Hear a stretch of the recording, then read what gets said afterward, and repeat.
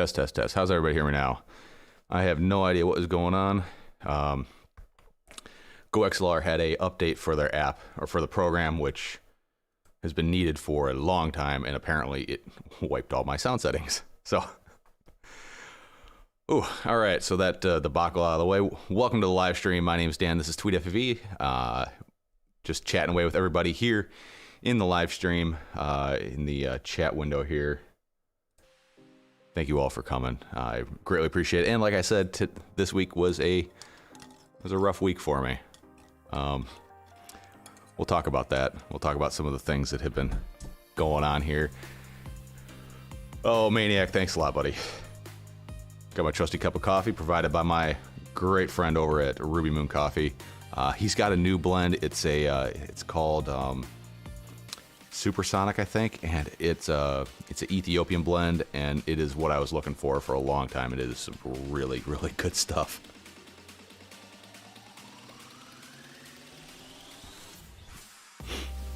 Yeah, Brandon, 2 hours, guys. Keep me honest on that one.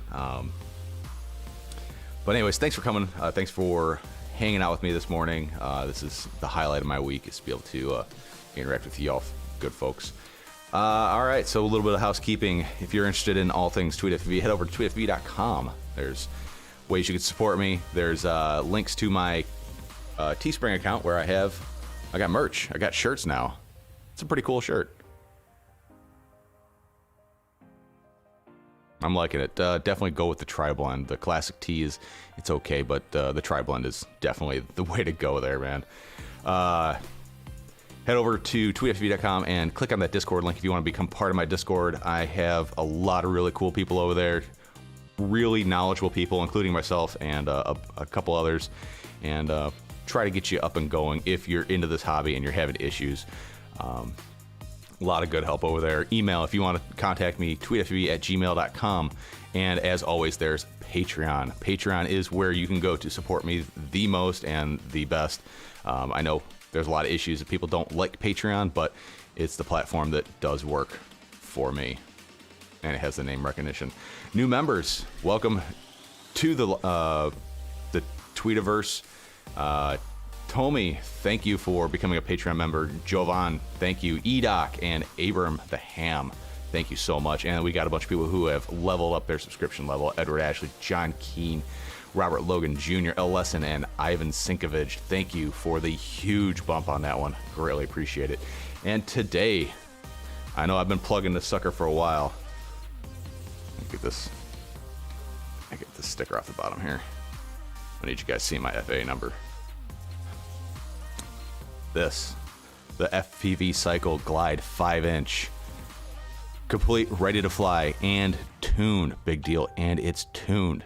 Giveaway. We'll be giving away that sucker today.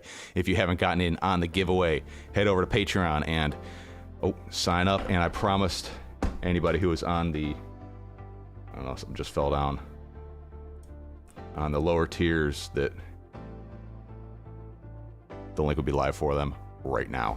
So that's the deal. If you're on the 5 tier or higher, you get early access to the giveaway form. And if you're below 5, then I make it live when I start the live stream. So you have roughly until I give it away to get over there and sign up. So everybody who signed up for that, thank you big time. Got a significant bump in patrons over there, making it so I could probably do this almost monthly. I still need a few more to be able to financially justify doing something like this monthly, but I do have all the parts for 2 more of these. Not really sure if I'm going to build them up and give them away, or give them away as a you build it box, and I'll just send you the tune for the CL Racing F4 that's in this sucker. So just, let's see, what kind of parts do I got in this thing?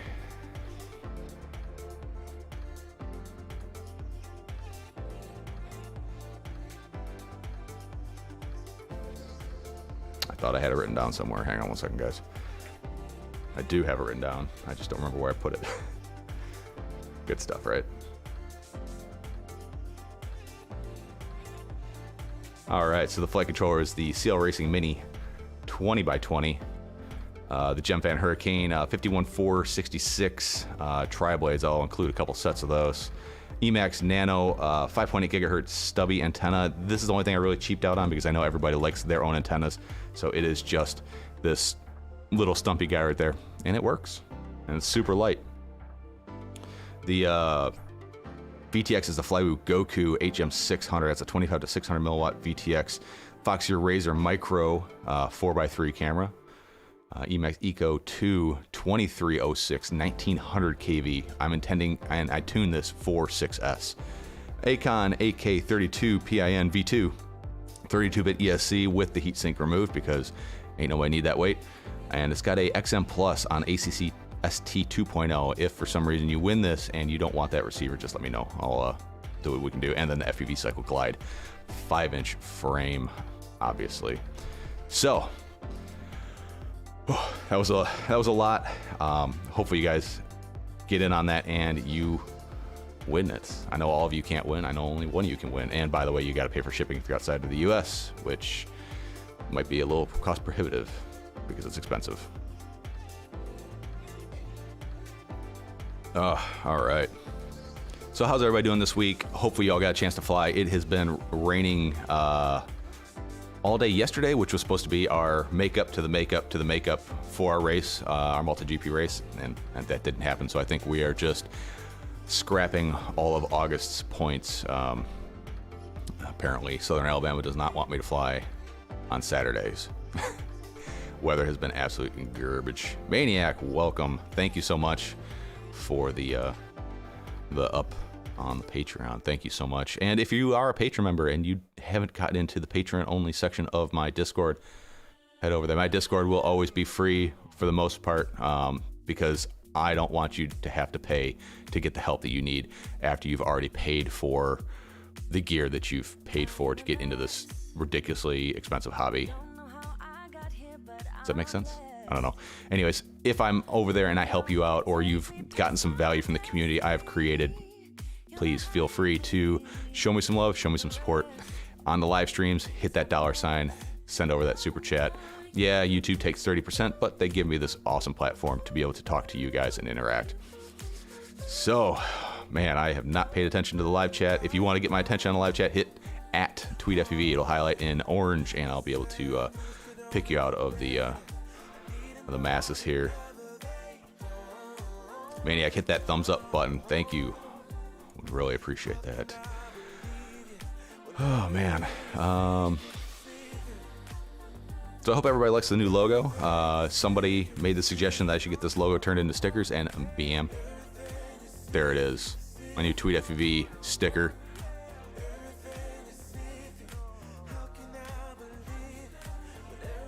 I haven't actually peeled one of these off of the backing material yet.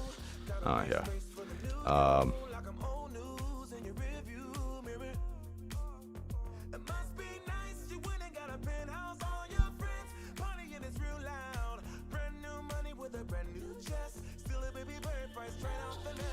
There we go. This isn't sponsored by Shure. It's sponsored by me and you guys. You guys make this all happen. Thank you so much. Good morning, Rob Logan. Welcome to the live stream. Hopefully you win today because you've been getting your butt kicked lately. Rick Cepeda, I just wanted to jump and say hi.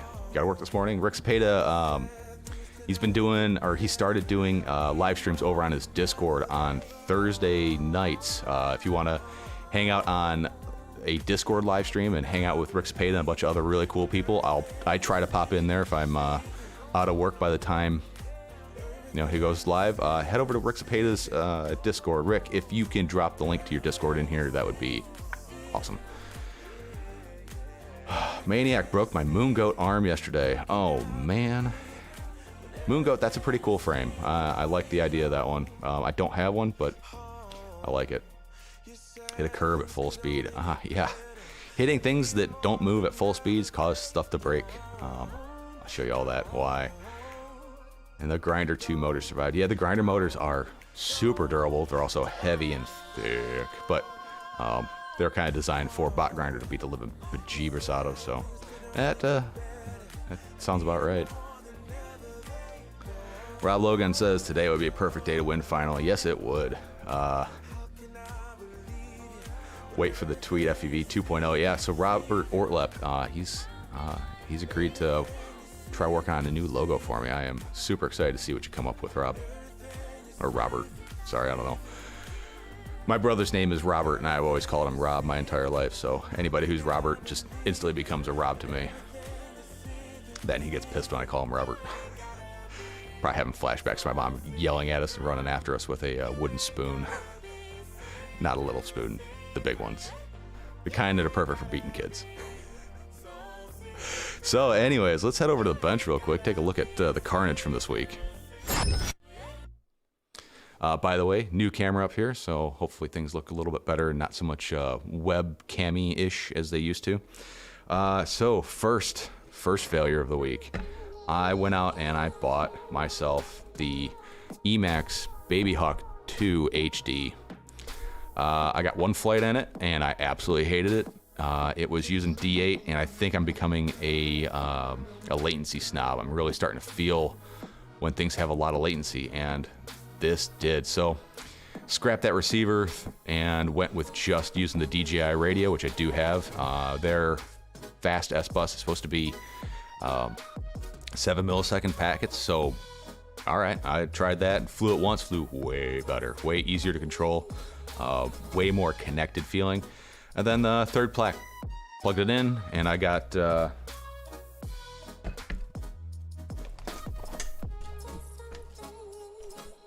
this. You guys tell me what you think. A little bit of online diagnostic. Here we go. Ready? Hopefully you guys could hear that. Let's try it one more time.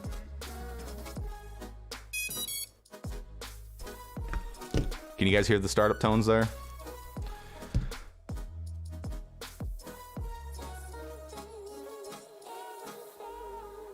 So with just the first 3 startup tones, what's your guys' assumption? What do you think is going on with this guy?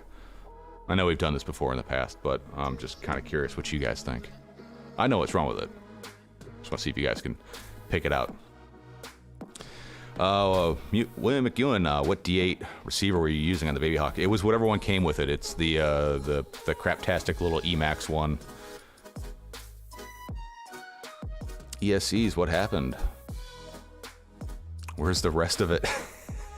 FC not communicating, dead ESC, ESC not, and FC not talking. Okay, so Mad Fisher, ESC and FC not communicating. Yes, the ESCs are working. That's the first 3 tones, the doot doot doot. That's the ESCs initializing. The last 2, the doot doot, that is them making communication with the flight controller. So here is step 2 of the troubleshooting process. Yes, I should take the props off, but don't tell me how to live my life.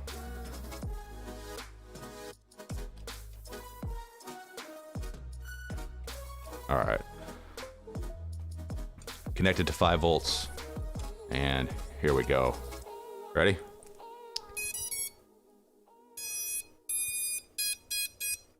All right, one more time. All right. So with USB power connected, we have full boot up. What do you guys assume is the failure at this point? William McEwen, SPI, I guess. No, it's not SPI. It's a S-Bus receiver. Sorry if that's what you were asking about. Brandon Bentley on the nose. 5-volt regulator is DED. Did.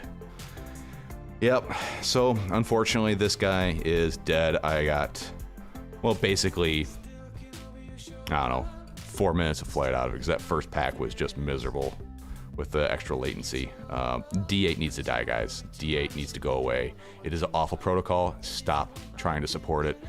If you have an SPI receiver board and you have a multi-protocol module, fly Red Pine. Please do yourself a favor, fly Red Pine.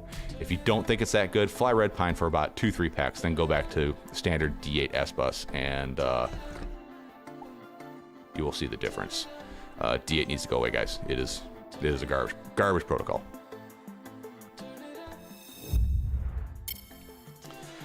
So anyways, 5-volt regulator is dead on this thing. So that started the wonderful, wonderful world of dealing with customer support. I bought this through a US-based retailer. I'm not going to go into who it is. If you're on my Discord, you'll know who it is because we ranted about it quite a bit there.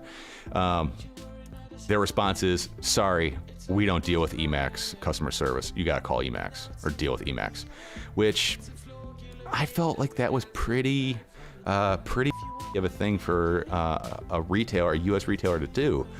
And it made me ask the question, well, why did I buy it from you when I could have gotten it cheaper elsewhere? I'm not in a hurry to have it.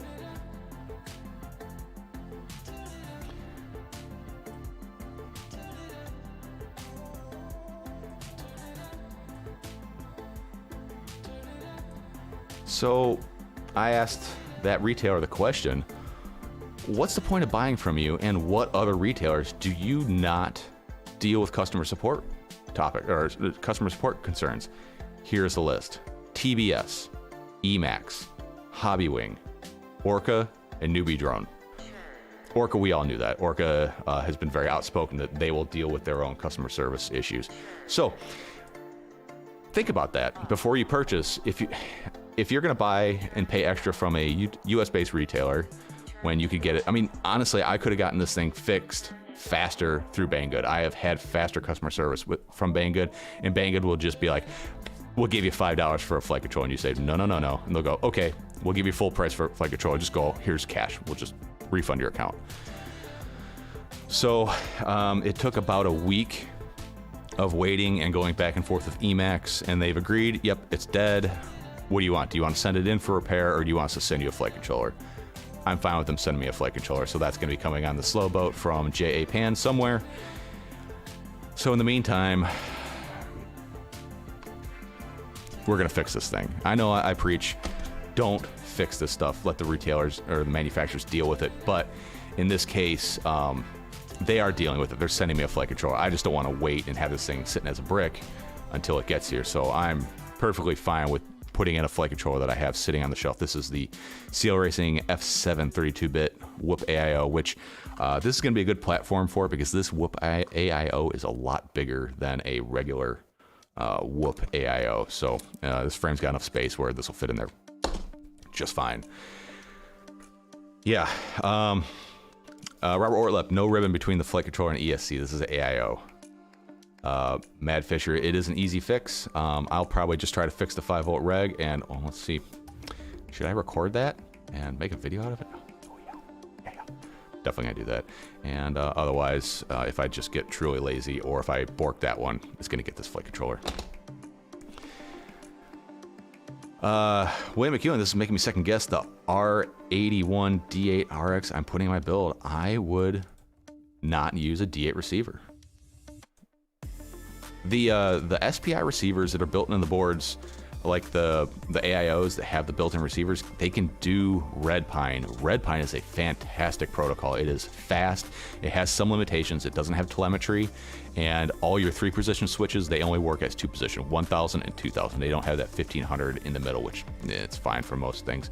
But fly a Whoop on Red Pine for 2-3 packs, then go back to D8, and you will be unable to fly. It is amazing.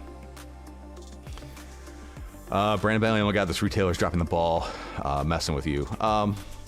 And by the way, I'm doing this all through my personal account, not through my Tweet FPV account. I don't think they would make. I would hope that wouldn't be any different for me as Tweet FPV as it is for me, Dan. So. Oh, man, this sticker's triggering me now. I put that thing on all crooked as shit. Sorry, guys. I'll fix that next time.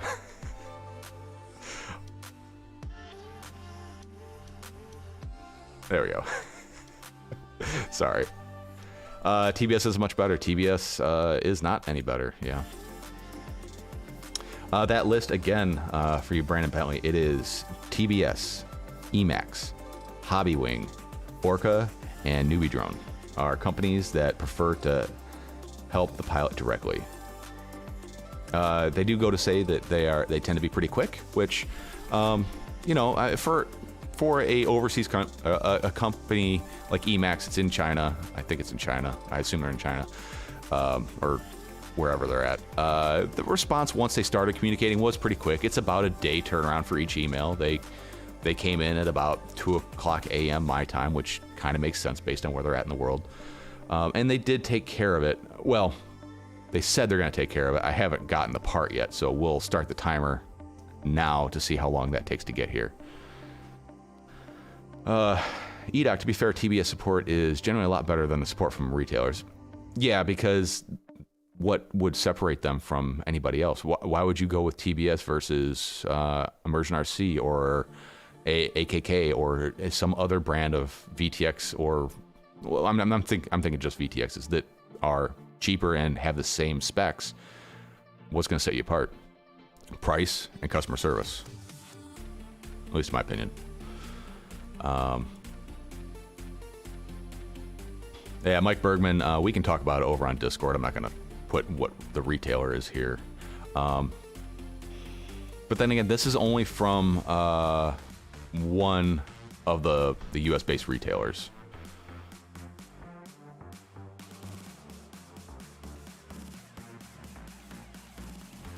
TBS has amazing customer support. For the most part, I've seen they have really good customer support. But you got to remember also, if you're hearing about... most people don't comment on a product unless they have issues. Most people who are happy don't really go public or say anything about it. So keep that in mind.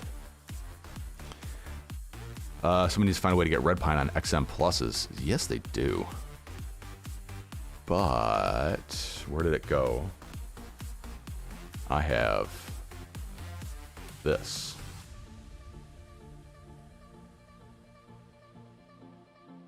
This is a 2.4 gigahertz Express RS receiver. See that fancy little thing sticking up there in the middle? That's the actual antenna. That's ceramic-based antenna. This board is tiny. Here it is up against my finger, so you can get an idea of scale. This is a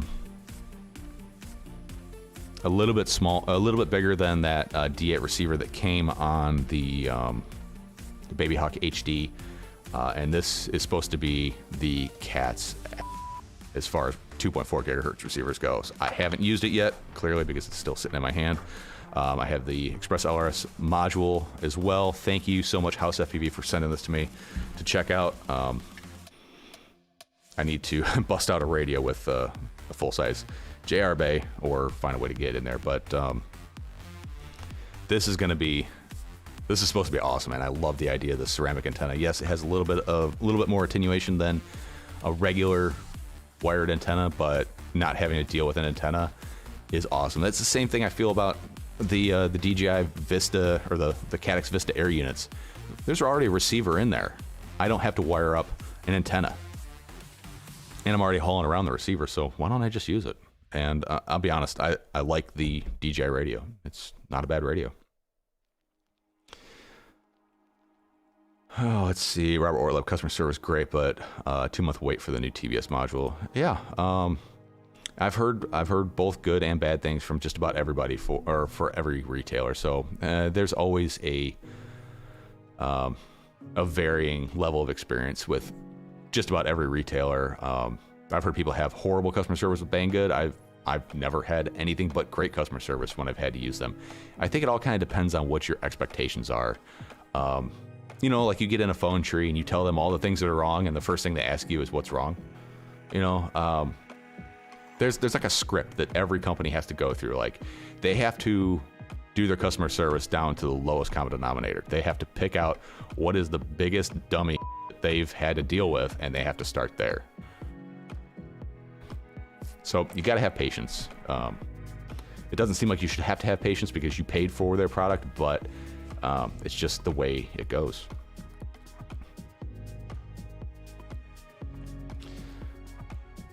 Well, yeah, and the other thing is, when I bought this, I bought the one with no receiver because that was all that was available from the company that I bought it from, and it came with a D8 receiver, and I spent way too long trying to bind my stupid DJI radio to this thing, not realizing that it also has a D8 receiver already soldered to it. So, yeah, a little weird there. Brandon Bentley, EDOC says EDOC Open Sky RX can do Can sort of do it, but not the same. Really just a CC 2500 SPI thing. Borges, welcome. How you doing, buddy? Hopefully y'all get a good chance to fly. The weather is looking nice today. I've got a couple packs that have been on the charger for the last couple days. I plan on going out and burning those things here.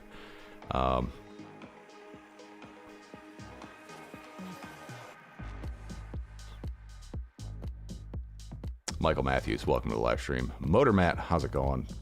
Things are going well. Hopefully you're doing all right this weekend, or this week. Brian Valley, ELRS. ELRS, if you guys don't know, it means Express LRS. If you hear Express LRS and you see ELRS, that's what it means, just in case you're not up on the whole acronyms thing. The organization I work for, I swear, comes up with the acronym first and then finds out what to make it mean. Everything's an acronym where I work. The 2.4 is so hot right now. Everyone's talking about it, how tiny the PP is. PP, tiny PP, yeah. This is what I've been waiting for a receiver. I've got the Ghost here, I've got the Express LRS, I've got the Tracer, I've got the Crossfire, I've got the Axis, I've got all of them. I need to get down to one. I really like the Ghost receivers, especially this guy here. This is the way things need to be. If I can flash Express LRS to this, that'd be kind of cool. So this is a 20 by 20 board. This has a Ghost receiver and a full immersion RC tramp. An IRC tramp on one 20 by 20 board. Comes pre-assembled this way. It's not like you're adding it to a board. This is the way things need to go in the future.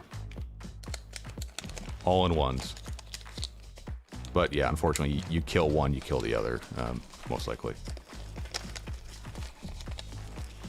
Yeah, LRS is killing the competition right now, and for being an open source type thing, it's awesome. Also have the 900 megahertz module here from the happiest of models.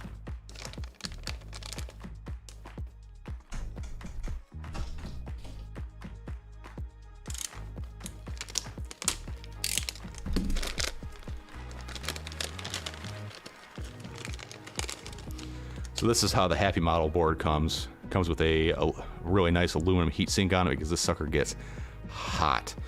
You do have to print your own enclosure or find an enclosure for it, and you can't run it at full power without some sort of active cooling. I went through all that effort to open up the bag, and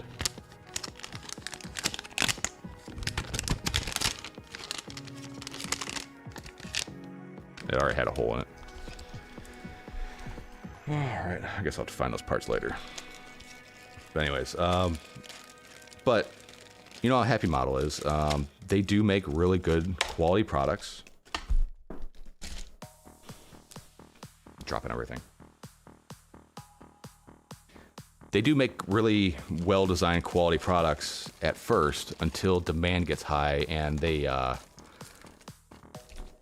start having to crank out more supply than what they initially expected, and then in the past the quality has gone down. Oh my god, too much coffee or not enough? I can't tell where I'm at right now.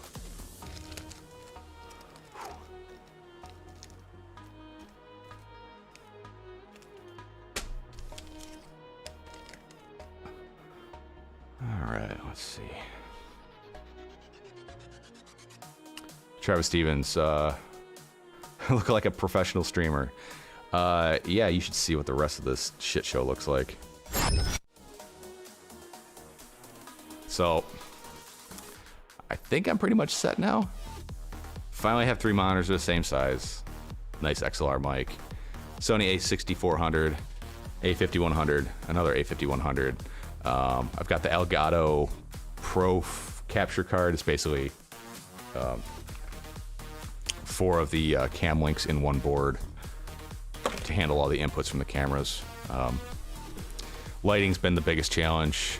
2 Elgato key lights and 1 Elgato key light air for the bench illumination. And then, you know, I just had some rando LED lights that I could throw on there.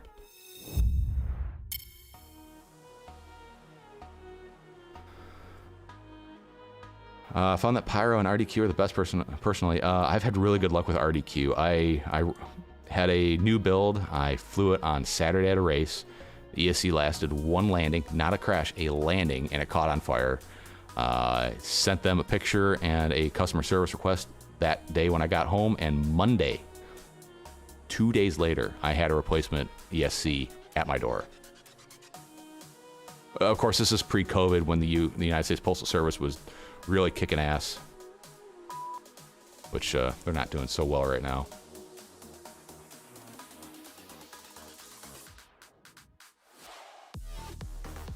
Getting the DJI radio bound almost made me set it all ablaze. That radio is super easy to bind. I don't know what kind of issues you were having, Mike Bergman, but just trying to remember what the 3-button combo is really the hardest part of it.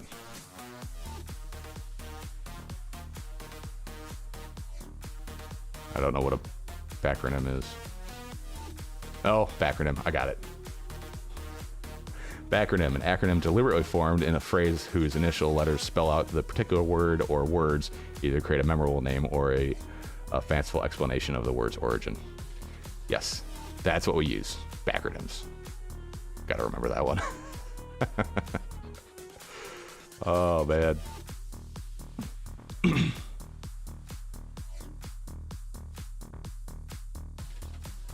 Yeah, sure is nice, Mike. This is a MV7. I wanted to go with a SM7B, but at the time I didn't have a XLR interface. This one will do USB as well, which sounds pretty good. It's not as good as running a straight XLR, but it's a great microphone.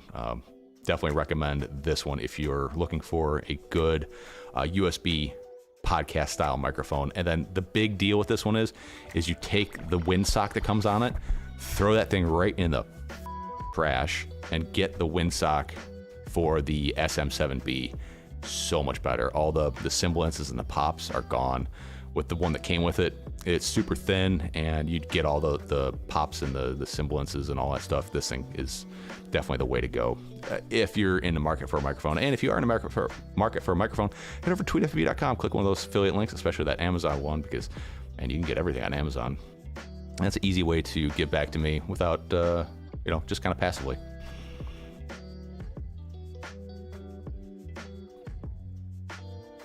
Borgus ripping out the new Apex build.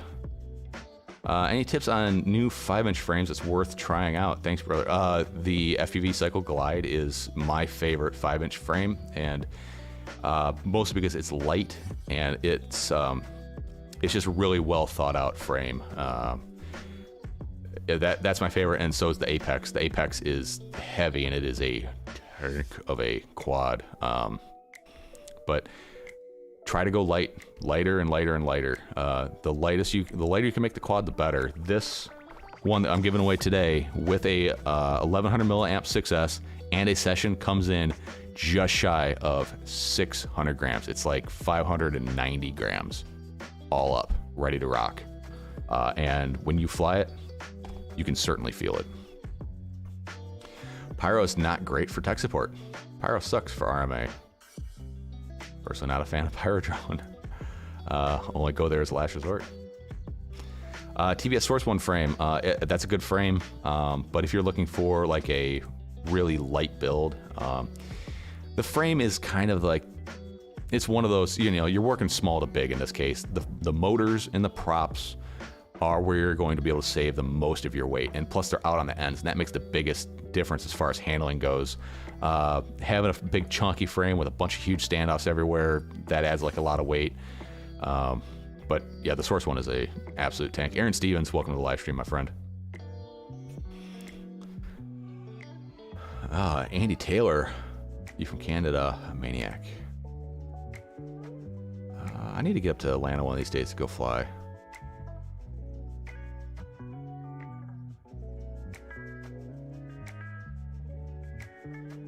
Yeah, Borgus, it's light and you feel it. I've also got a full 5-inch, pretty much the same build, but with a Vista. You can feel the difference. The weight is definitely there, and it handles like it.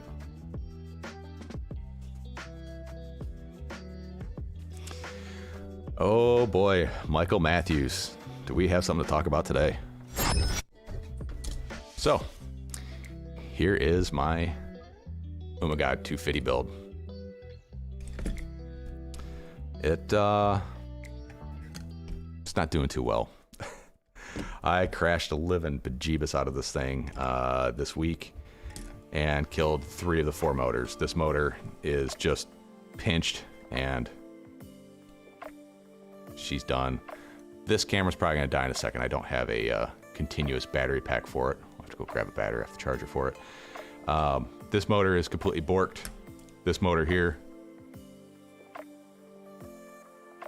she is locked up stiff. This one is probably good, but it has a pretty sizable wang doodle out of it right there. She spins good. And this one she's good. There's no damage with this one. The frame took it like a total champ. No issues with the frame. It did rip the screws right out of the motors. The motors are going to be the weak thing in this whole build. They are thin and light, and they're built to be that way to try to get under that 250 gram mark. And I am flying this on 6S, so I do have a little bit more, a little more behind everything when I hit. I ran into a very unmovable object, and something had to give, and this was it. But up until then, I was having the time of my life flying this thing. This thing flies really good. I've built sub 255-inch quads before, and they always had like this really terrible floaty feel to them. This thing was,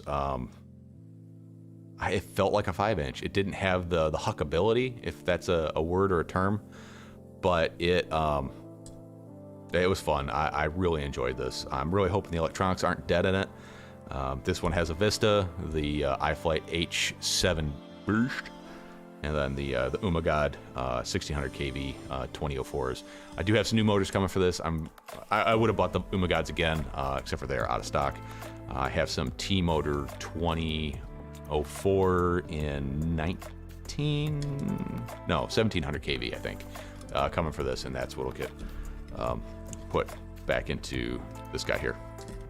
So unfortunately, you hit stuff and things are going to break. So that is quad number 2 that broke this week, and quad number 3 is my 250 long range. Yeah, it's plastic, so what do I expect? I do have a sheet of carbon coming, and I'm going to cut a frame for this whole setup.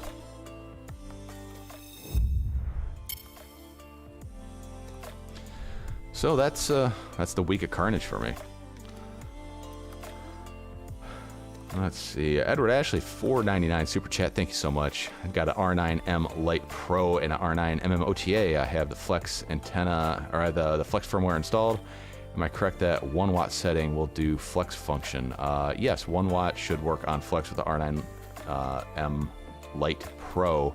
Are you in the US or not in the, basically, are you FCC or LBT? If you're FCC, don't do the Flex firmware. It adds nothing but complications and issues to the whole thing, unless you're in the EU and you need to, break some rules. Then go ahead and use the Flex firmware. But I would suggest just doing straight FCC if you're in an FCC region and you have that set up there.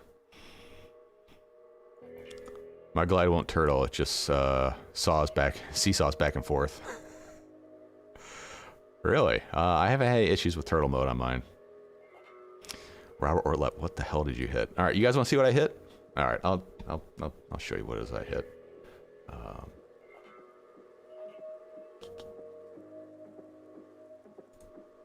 Let me find the file. I had it up, but then I had to restart stuff. I don't have it. 250. Okay. Let's see.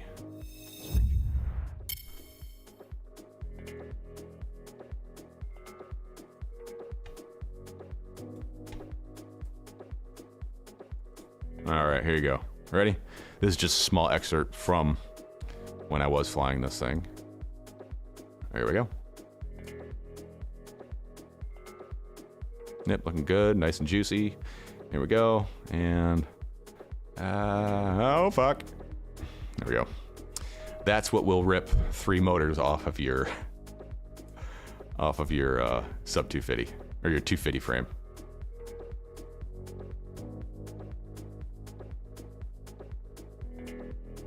And at one point, you can actually see the motor in the view, which is not cool. Where are we at? Oh, there it is.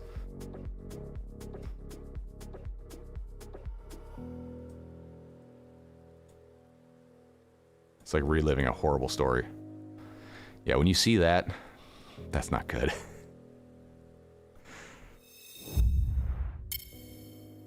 And all I can do is laugh about it. Titanium, I believe those are titanium screws, yes. Borges, here in the UK, we have a limited choice of frames we can buy from retailers unless we pay a huge shipping, because shipping outside of the US is ridiculous, if you guys don't know. I want to try the Moon Goat frame, but only sold in the US of A. I think there's better options than the Moon Goat. If you can get the Glide, I'd go for that. The Moon Goat's a good frame.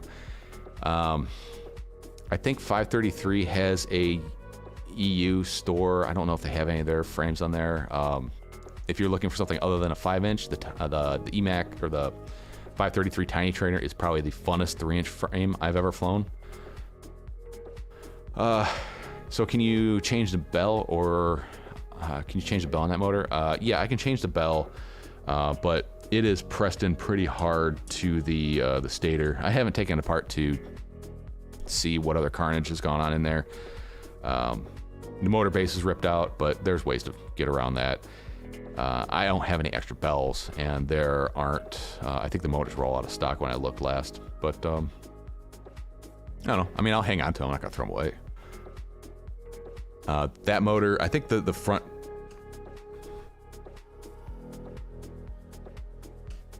Yeah, the front right one's pretty much hooped. So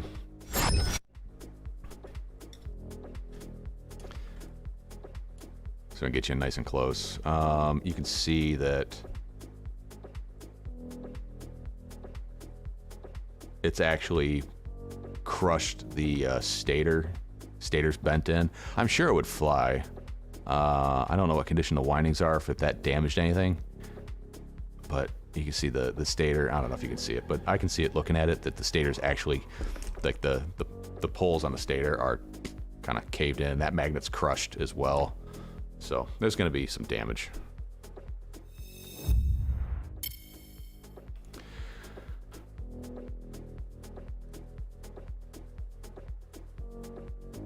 No float? No. I mean, float like it's a little bit more floaty than a standard 5-inch, but I think running the bi blades and the fact that this thing is pretty much, I think I was at like 240 or 236 grams all up.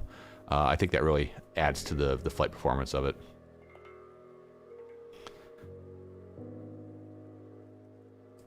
Yeah, it was an absolute blast to fly. This thing is really fun.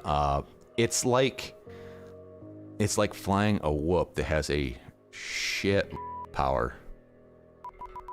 I'm never gonna get good at that button. I do need a foot pedal for that thing if I'm actually gonna use it.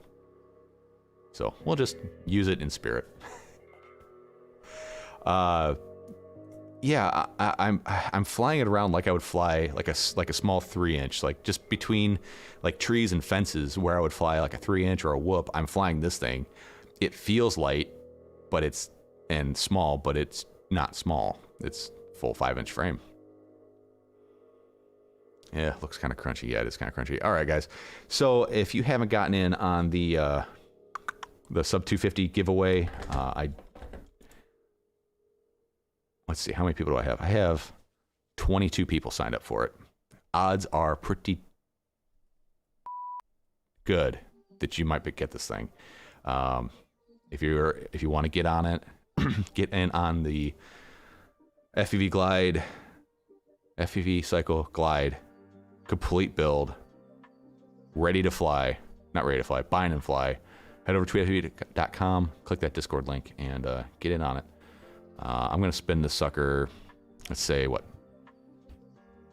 11:15. We'll give you guys about 30 minutes. 30 minutes. It's 10:48 right now. 11:15. Someone keep me on that one, and we'll spin this sucker. I've got some other things here from House FPV, his house LED system. These are really cool. If I can open the bag. Open. I'm having a hard time opening bags today.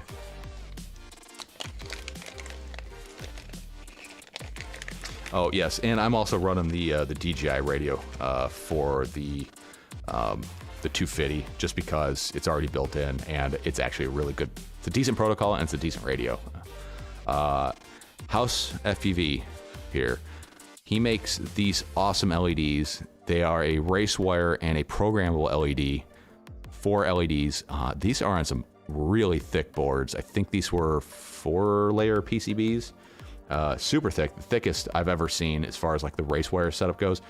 And he includes 2 of these. That way you can focus you. All right, how do we get this to happen? There we go. This will pass the signal to the LED. So you put one of these in the front, one of these in the back of your quad, and it's just kind of like a bridge for everything. Really cool. Let me throw up some flight footage. I gotta grab some stuff, and I'll just kind of let's see.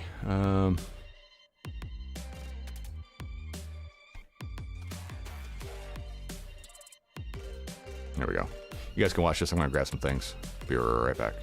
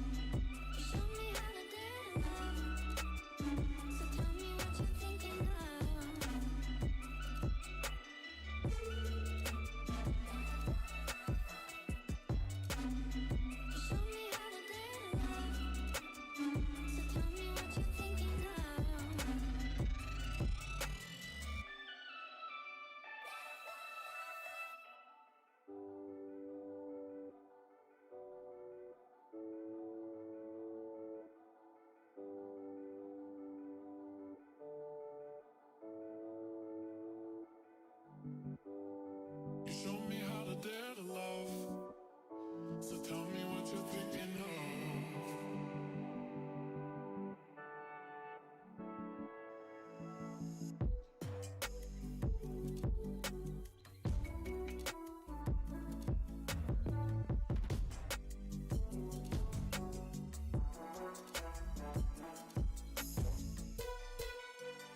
You showed me how to dare to love. So tell me what you're thinking of. You showed me how to dare to love, love, love.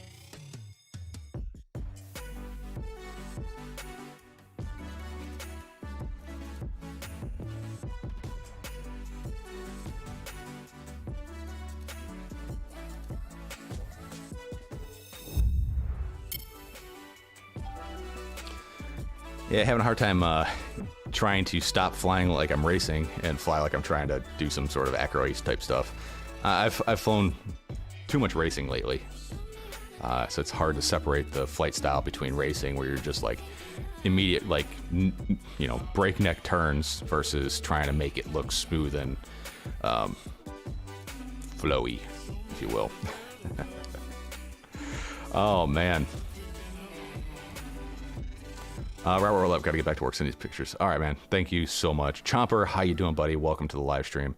Andy Taylor, how do you get it? Just joining us Discord? Nope, this is going to be a Patreon thing. I have way too much into this thing to do it really any other way.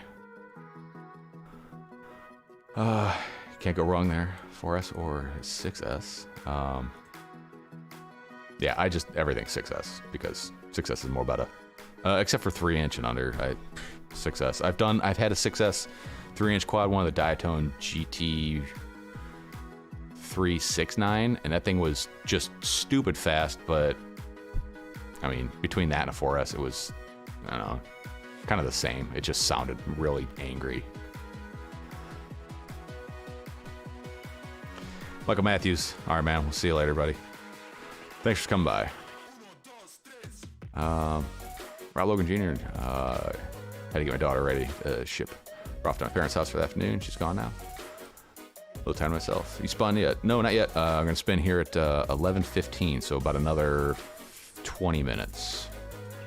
So if you haven't gotten in on it, make sure you do. 22 in there, 22 people. So let's go check out these house LEDs.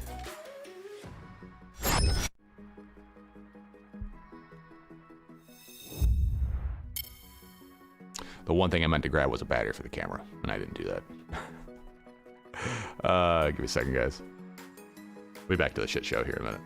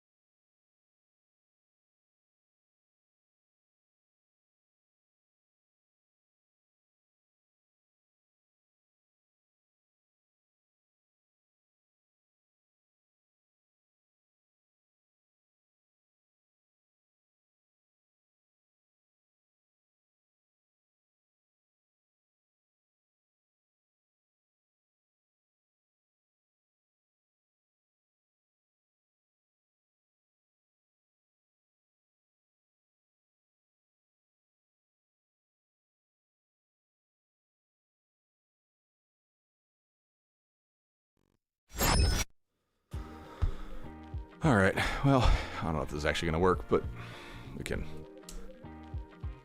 New equipment woes, you know?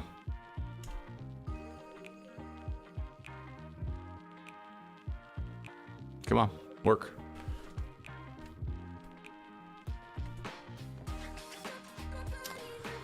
Well, I don't know. Maybe it's not gonna work. Oh, there it goes. Sweet. All right. All right, so house LEDs. We got them on the arms here. Gonna plug this guy in.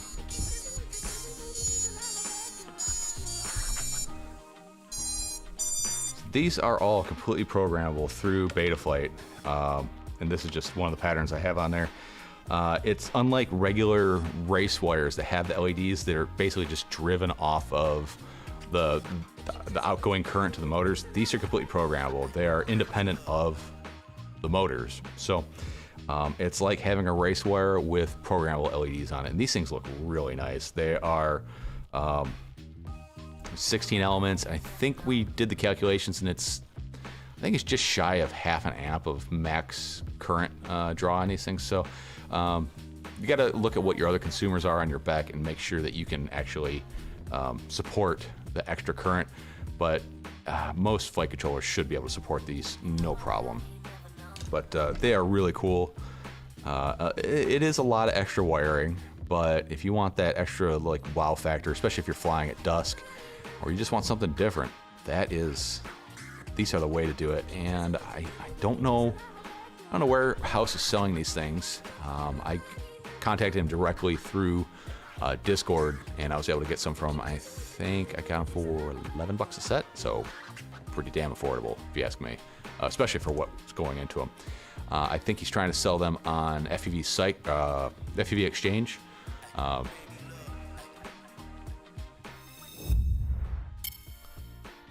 don't know if House is in the chat. If you are, go ahead and let me know where you're selling these things at. Yeah, it is a fair bit more wiring. That's That is for sure, but the payout, I think, is worth it if that's something you're looking for. He is selling them through DM, and he's trying to sell them, I believe, through FPV Exchange. He has a listing on FPV Exchange. All right, guys, let's find this.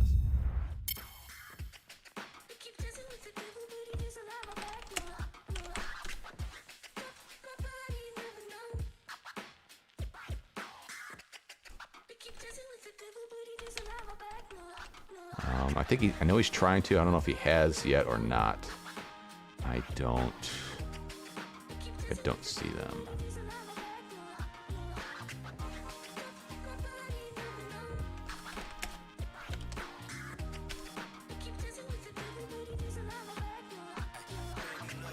Okay, it looks like they're probably not on there yet, but if you guys don't know about FPV Exchange, this is one heck of a website.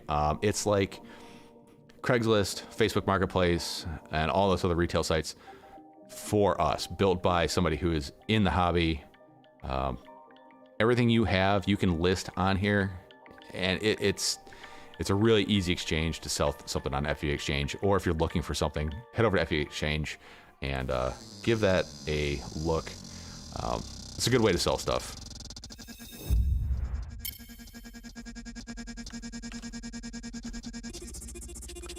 Houseware. That's what he's calling it. Houseware.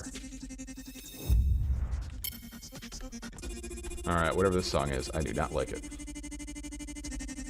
Sad expression. Sad gonna get... there it is. Houseware. Here you guys go. Let me pop this into chat. Here. There you go. Get yourself some housewares. $11 from House FPV, and this is what you'll get. He's got a neat little demo board here, but they're completely custom programmable LEDs. Yeah, very, very reasonably priced for what you're getting, especially if you like running the race wire setups. I do believe you still have to insulate the backside of the PCB from the frame because it is conductive, so you still have to put them on like a little bit of VHB before you put them on the arm because carbon fiber is conductive, folks.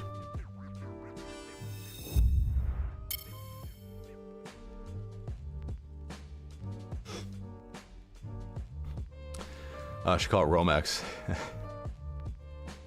Yeah, not funny if you've done constructed properly.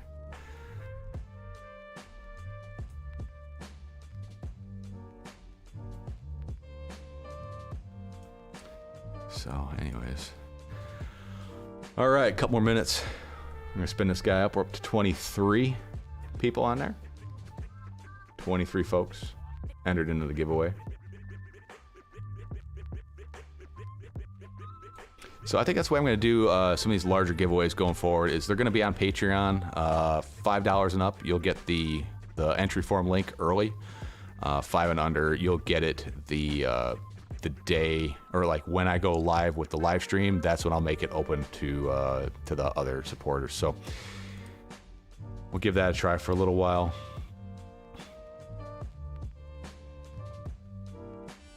JFPV, woo, get me in, love you. JFPV, you need to go and sign up over on Patreon.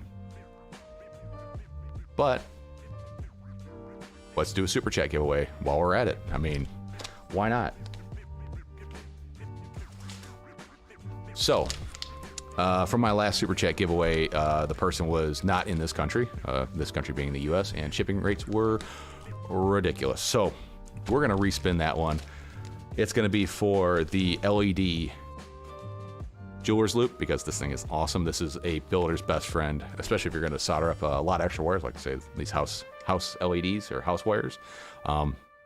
You're gonna wanna do a visual check. This is almost better than using a multimeter to check your work. Actually, I think this is better. I use this more than the meter when I'm doing builds. The LED illuminated jeweler's loop, a B-Fly Short Saver V2, awesome quad building accessory. And on the theme of building quads, a wire pack with some stickers. Oh, I'll throw one of my new stickers in there as well.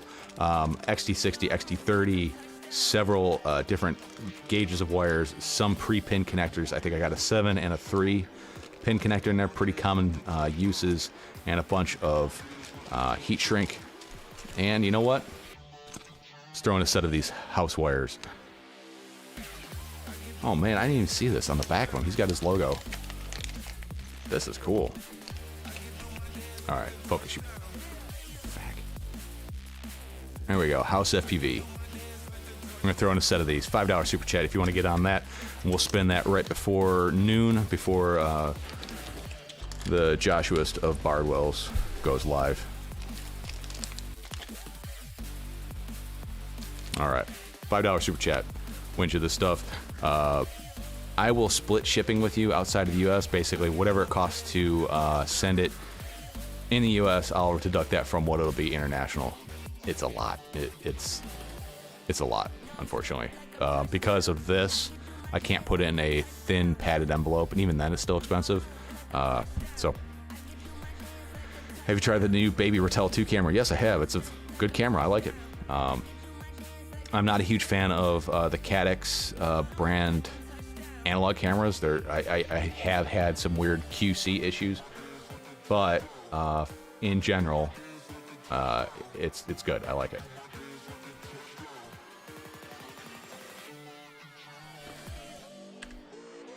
So on the $5 giveaway, we'll get JFPV on there, just because you already donated, and same with you, Edward Ashley.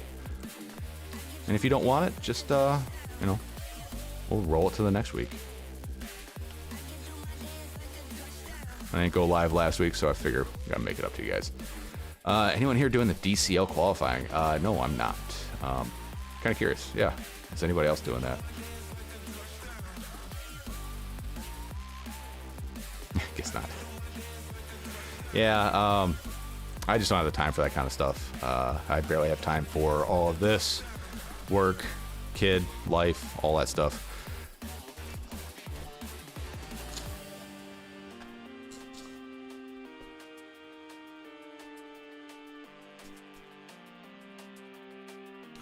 Let's see if I can find some video of this FPV Cycle build. I know I have some. Just don't remember what I did with it.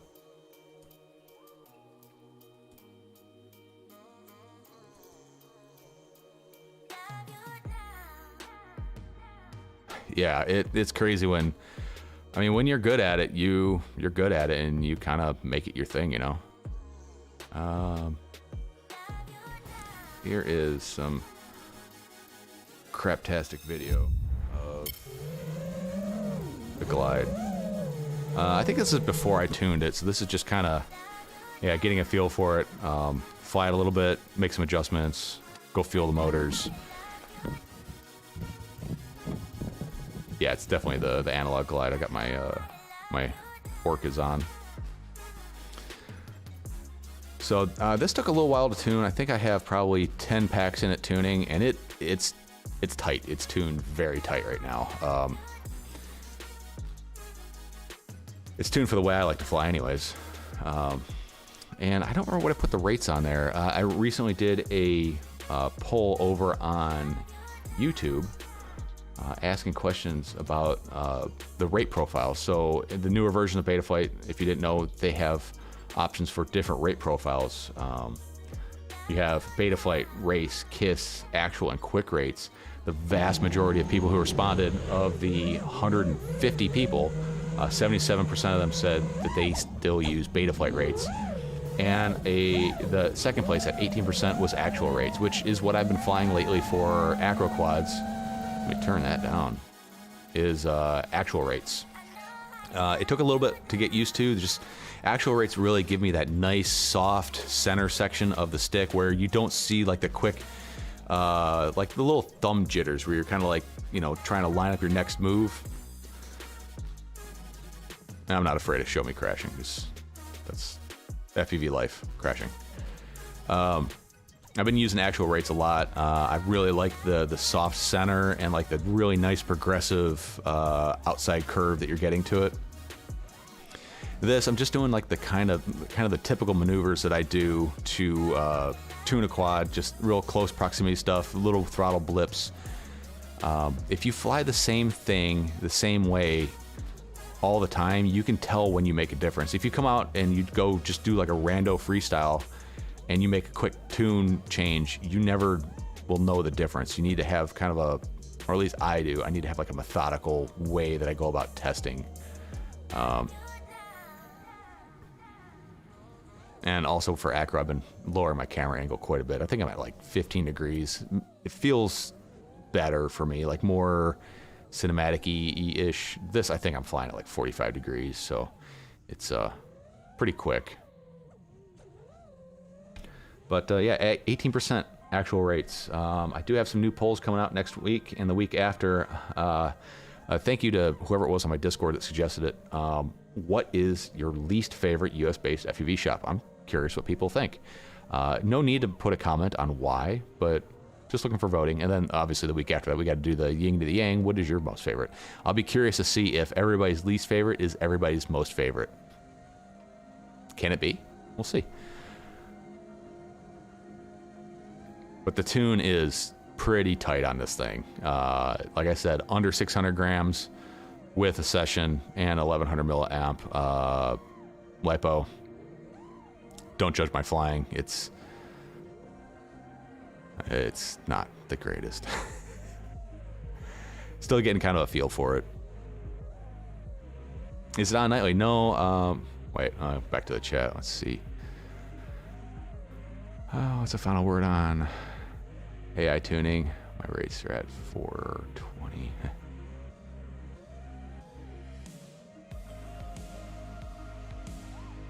I haven't used the AI tuning except for on Flight 1.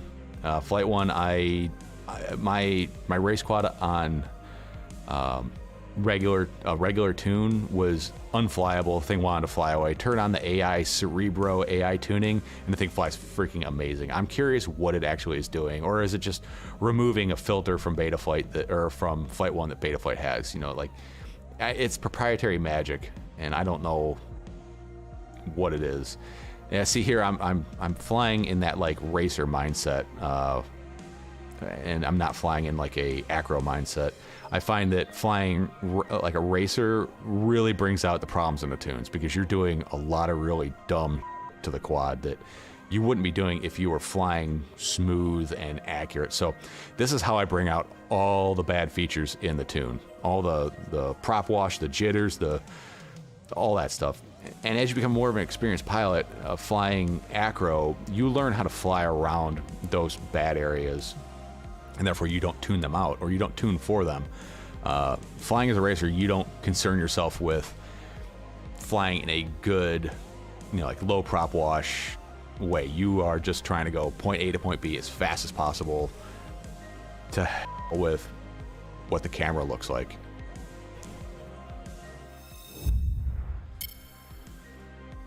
So that's kind of my my gibberish of how I go about tuning. Of course, the way I tune, I need some space too. I've tried using like the black box Explorer. I use that a little bit if I have the option. I don't try using like the PID tune toolboxes. That stuff just confuses me, and I don't think you really need it. And Betaflight flies great just stock, but you can make it fly even better if you want that like extra 10% of performance out of it. Fly like you stole it, bro. Yeah, no kidding, man. My freestyle is like racing on an invisible track, though, with some tricks in between to make the turns look more chaotic. Yeah, pretty much. But if you really try to like think of flying in a like an acro-y sense, it's a completely different flying style. You really got to think about what it is you're trying to get as far as like the final product. All right, guys, 2 more minutes. We're gonna spin this thing for the FPV Cycle Glide 5-inch giveaway, complete RTF. What do you guys think? In the future, do you want to build your own, or do you want me to build it for you? I'll still send you the tune because it's all the same parts. It should be pretty close. Do you guys want to build it, or do you want me to build it for you and give it away? Shipping will probably be cheaper if I don't build it, put it that way. And I know a lot of people like to just build their own quads. That's half the fun for me, is building. Speedy Turtle, welcome, man. How you doing? Have you talked to Eric Allen lately? How is he? I saw him last weekend. Yeah, he was doing great. I think he was going on vacation. I haven't talked to him this week though.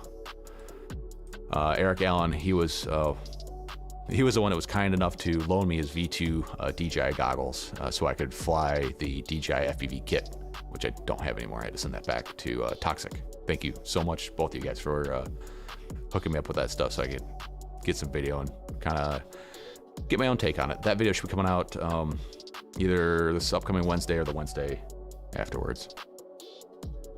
Mike Bergman, I would want to build it. I need to learn how to tune. Tuning's tough. I mean, for the most part, if your quad's sound build and you put default beta flights on there, you can fly it within 90% of what you can get out of a completely tuned quad. You just learn how to fly around the bad spots. Yeah, Speedy, he's on vacation. And I know he took some quads with him. I don't know how he's faring up there with them though. Speedy, just in time, we're gonna spin this this giveaway for the FPV Cycle Glide 5-inch.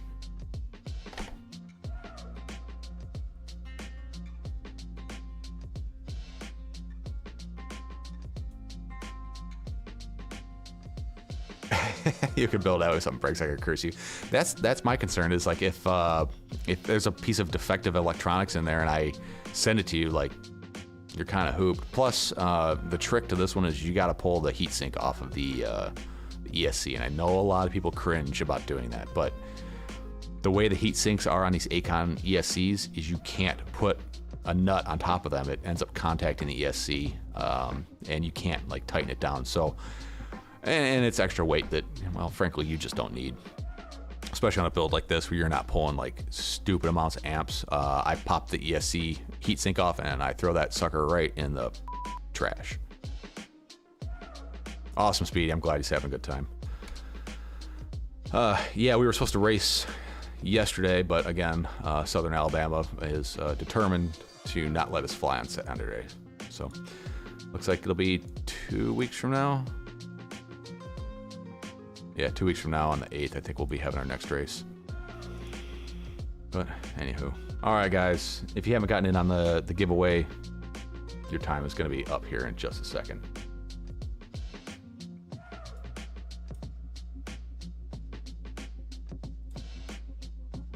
All right, guys, shutting it down in 5, 4, 3, 2, and 1. Thank you, everybody who has entered. Let me build up this wheel here.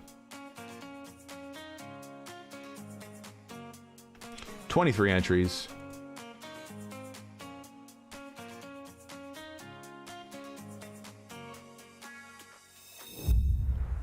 I need to change which screen that uses. There we go. That's better. That's what I was looking for. All right, 23 entries for the FPV Glide giveaway. Somebody give me a number between 10 and 50.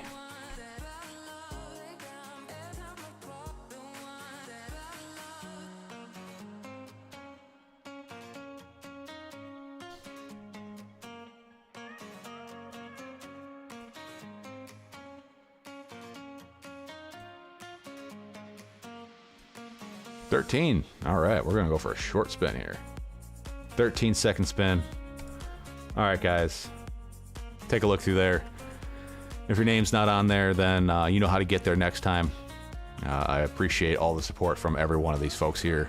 My Patreon members are the reason why I'm able to keep doing this and the reason why I'm able to do crazy like this and bring you pre-tuned, pre-built awesomeness. All right, folks, we're gonna spin this thing. 5, 4, 3, 2, 1, and good luck to every one of you. Well, it's only gonna be one of you. Who's it gonna be?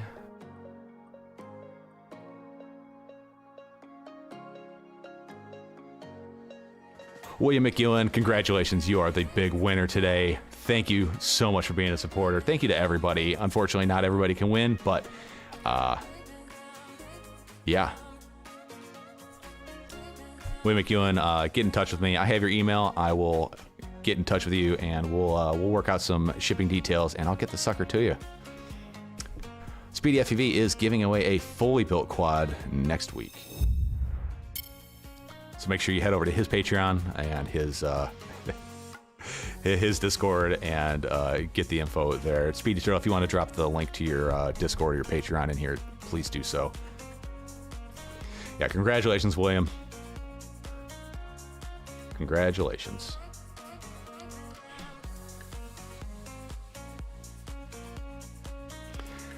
So with that said, let's move on to the next thing, the Super Chat giveaway. $5 Super Chat for the build kit tool stuff thing. I got the Lit Jeweler's Loop, the V-Fly Short Saver V2,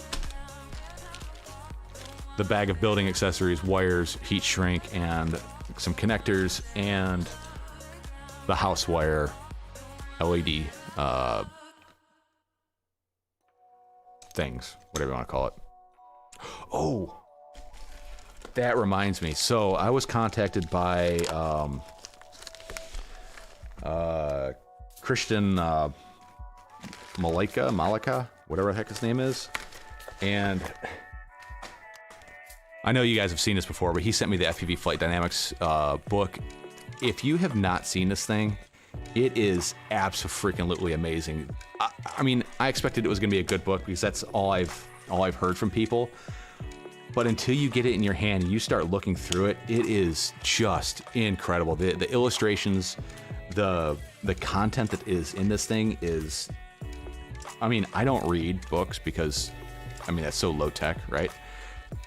This thing is freaking amazing. Even my wife is an actual pilot, like not toy drones, but an actual pilot. She was looking through this thing and she was very much kind of in awe about the detail that is in this thing. And it's all relevant stuff. It's not all like stuff that's gonna be outdated with the next version of Betaflight. But this thing is really nice. If you guys are looking for something really cool, or if you're looking for a gift for somebody who is an FPV pilot, check out the FPV Flight Dynamics book. It's over on Amazon. Check it out. Get the actual printed one. Don't get the digital copy. The digital copy is not going to have the I don't know, the presence that this thing has. This is probably one of the coolest things I've seen in the hobby in a very long time. I mean, look at the illustrations here. It's all glossy pages, real high quality stuff. The print is big enough where you can actually read it without like straining. And even like the how to do maneuvers, they have like sections about how to perform certain tricks, orientation of the craft, all that stuff. This thing is freaking amazing, and it also weighs a ton too. Mike Bergman, we'll get you on the wheel 2 times.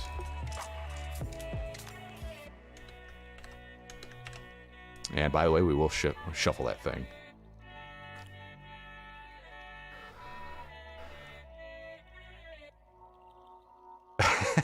I'm 40 years old and I'm acting like a child. My wife thinks I've lost it.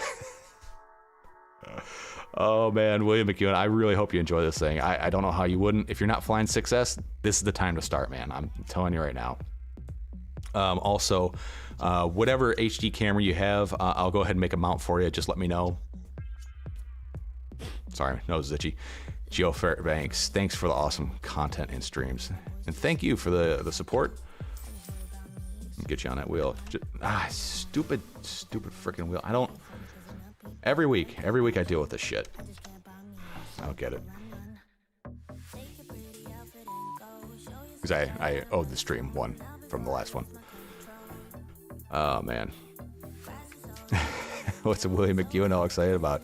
He's excited about this because he is the proud new owner of a completely built and tuned 5-inch Glide.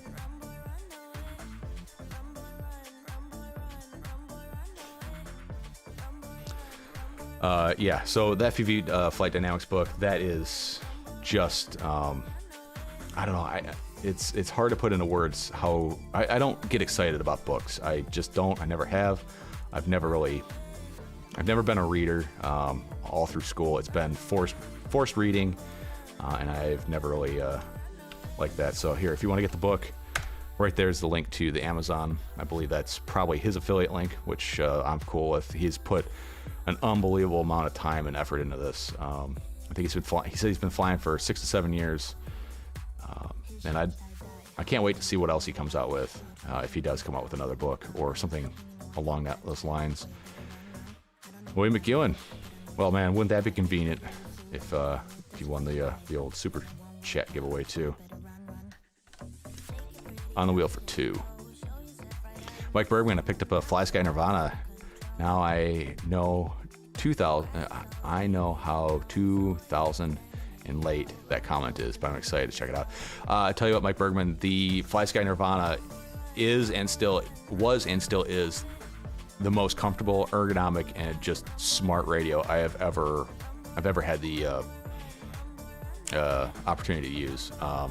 It's the radio that made me go from a pincher to a thumber, because that is not a pinching radio.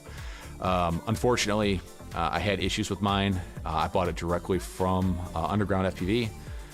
They did some weird, shady, and kind of just disappeared. I kind of read the writing on the wall, and I ditched it. I wish I would have hung on to it, but the hardware was awesome. The software is just a hot mess with that radio.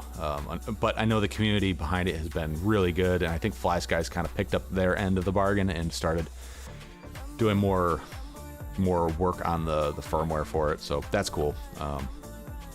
Mike Bergman, I hate reading. I read manuals and things that I'm interested in. This is something I'm interested in, so I might actually read it if I have time, which I don't really ever have time. I never like being forced to read things.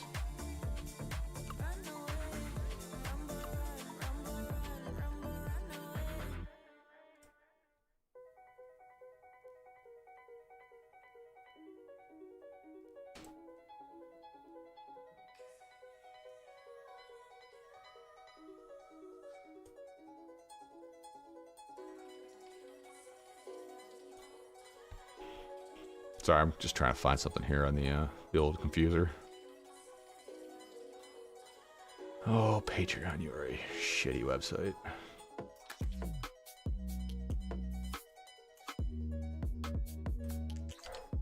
There you go. Here's Speedy Turtle's Patreon, if you guys want to get in on there. And my dog's going bonkers. I think my daughter's having a friend over here at about noon, so I'll have to jump off there for a couple of reasons. Aaron Stevens, I wanted to sign up today for, but I couldn't at the moment. Hey man, there'll be plenty of giveaways. I give away a pretty much full quad every month, so there's always next month, buddy. I'm probably not going to do this build next month. I'll probably do alternating months, just because I don't quite have the income on there to financially justify doing this every month. There is, I think I have about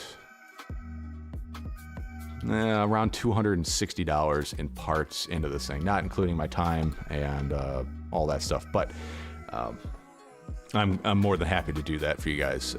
Everything that comes into this whole enterprise thing, the whole Tweet FPV ecosystem, goes right back to you guys. I'm doing this all at a loss, a big loss, by the way. I hope my wife's not listening. I do it at a loss because I want to give back to the community, because this has been the funnest thing I've done in a very long time. I used to dirt bike ride back when I lived at the last place I lived, and I did that all the time. I'm down here in Benang, Alabama. There is not a whole lot of places to ride dirt bikes, so I had to find something else. FPV has become awesome. It's a nice little community. I've made a lot of good friends in this hobby. A lot of good friends that I haven't met, and a lot of friends that I have met that, just is. Welcome to the Ramble Stream. That's what today is. Today is the Ramble Stream.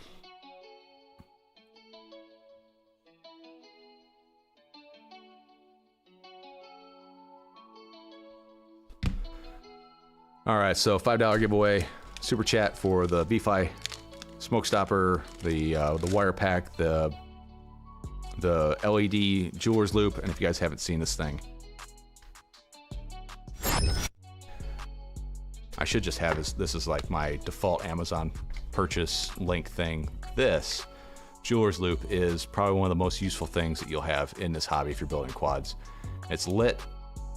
It is a 10x jeweler's loop, and no, you can't see that, but having the lit part in there is really nice. It also has a scale in there. I don't know if you'll be able to see that or not. Probably not. Well, when you look into it, oh, I took mine out. That's why I can't see it. Durr. So it comes with this little piece of glass that has a millimeter and like a degree scale etched into it. And you can use that to kind of measure things. I don't know, you might be able to see it a little bit right there. I can see it on my camera, but I'm pretty sure YouTube's gonna kill that. Well, maybe you can see it right there. It's really nice, except for it covers up the very bottom part of the jeweler's loop, so you can't like get down over things. So I took it out, and it just allows you to focus a little bit better on what you're working on. But between the smoke stopper and the jeweler's loop, those are by far the two most important tools you can have. I mean, other than the things that you need to have to build, I think those are the two best like ways to make your build successful. Having a multimeter, I think, is also a very important tool. If you don't have one of those, there's lots of cheap alternatives out there. It doesn't have to be a $400 fluke that has high voltage protection. It could be one of the cheap hobbyist ones. We're not dealing with crazy high voltages here. But a multimeter, a jeweler's loop, and a smoke stopper, you should be pretty much golden. But you gotta know how to use those things.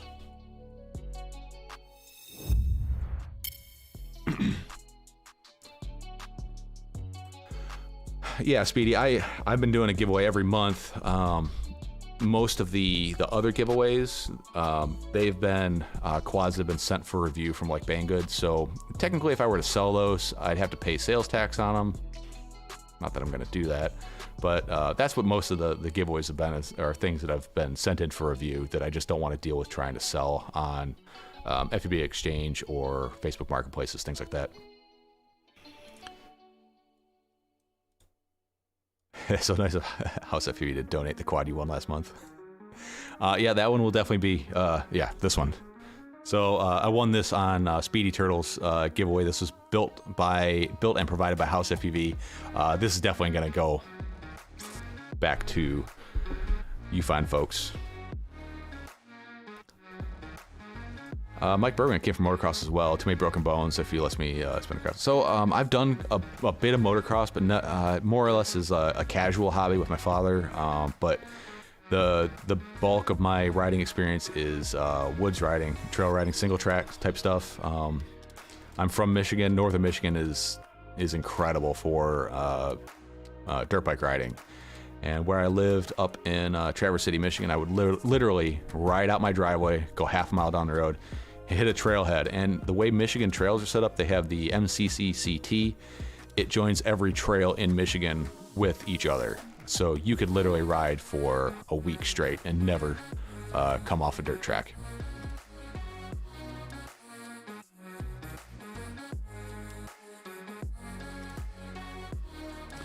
Speedy Turtle says it's going to be at XL5 this month on his giveaway. What day? When are you planning on doing the giveaway, Speedy?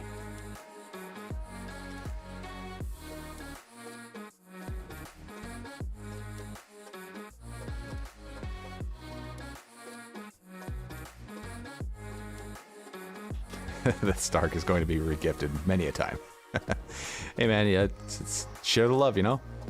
Hey Dauntless, how's it going, man? How you doing?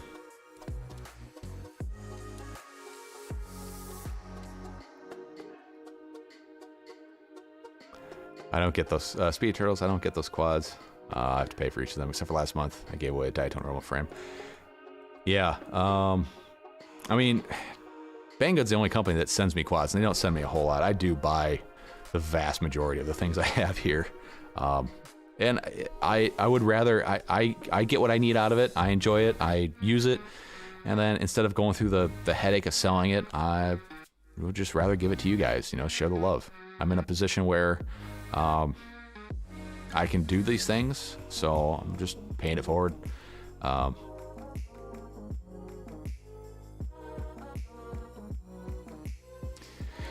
Yeah, it's weird. I've seen a lot of people coming from dirt biking to FPV. I still have my dirt bike. I just don't ride it here. I've honestly put a set of like hard pack knobby tires, something street legal, so I can ride it on the road. It's kind of a miserable experience riding a dirt bike on the road, though.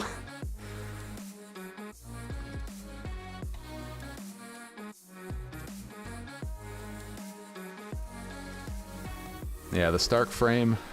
This looks like it's pretty much all parts out of the FPV crate, monthly crates, monthly subscription crates. Stark 5 frame. The motors. These are the Stealth 2205, 2600. So this is like a 4S oriented craft. A custom cut piece of Uma grip. I don't know what VTX this is. It's a XM Plus in there, and then a 30x30 stack. And the camera, I think it's probably a Razer Micro. Yeah. So I mean, it's a pretty solid build. I think I gave my my Stark frame set up to Celis FPV long ago. He has since destroyed that and moved all the parts to a Glide hammer.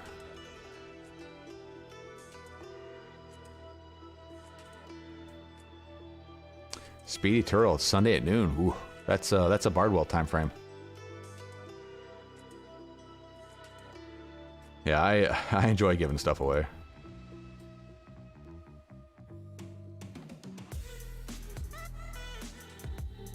I busted my KX250 too badly. Just sold it because I'm not mechanically inclined to fix it properly. I've been riding dirt bikes since I was 4, 5. Basically, as soon as I could walk and ride a bicycle, I've been on dirt bikes ever since. It's just part of my childhood growing up.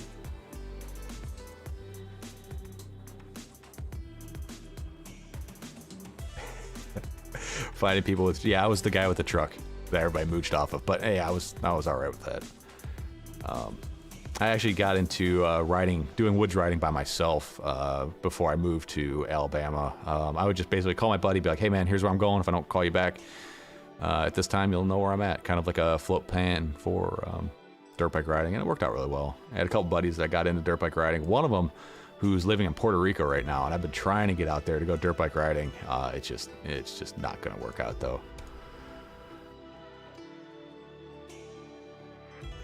Speedy Turtle provided the XM Plus for that build. Cool, man. XM Plus isn't a bad receiver. There's definitely better ones out there now, but for the price and the availability, it's worth it.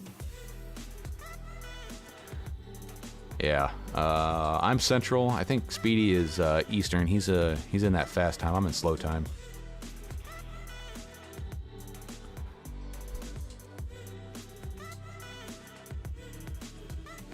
Been playing around with the T8 Pro a little bit lately,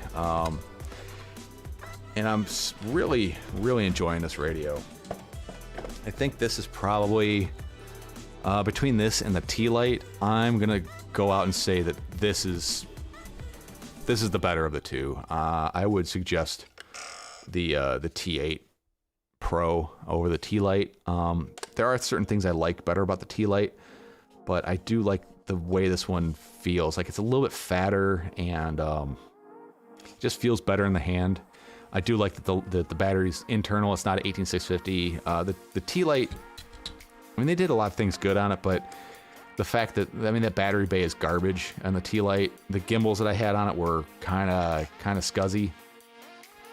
And I don't think there's any protection on the T-Lite if you accidentally drop that battery in backwards. The stupid thing says, make sure you put it in the right way, but it doesn't really make it clear which way is the right way. And most 18650 cells aren't actually labeled positive or negative, so you really need to know what you're doing, otherwise you'll cook that thing.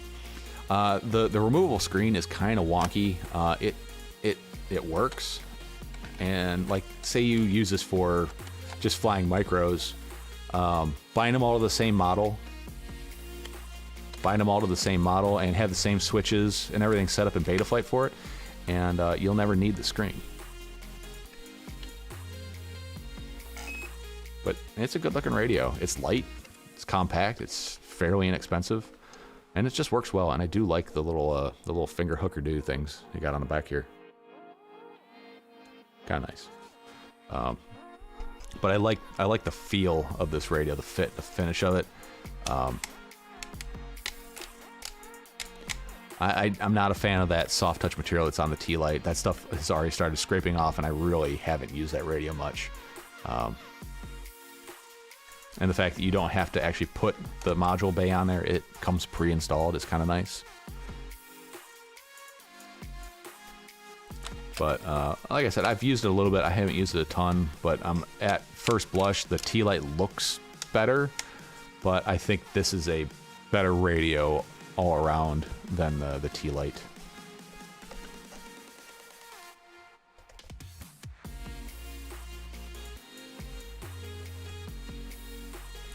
The EUC, so the electronic unicycle, has done a surprisingly good job of scratching that itch strip bike ride.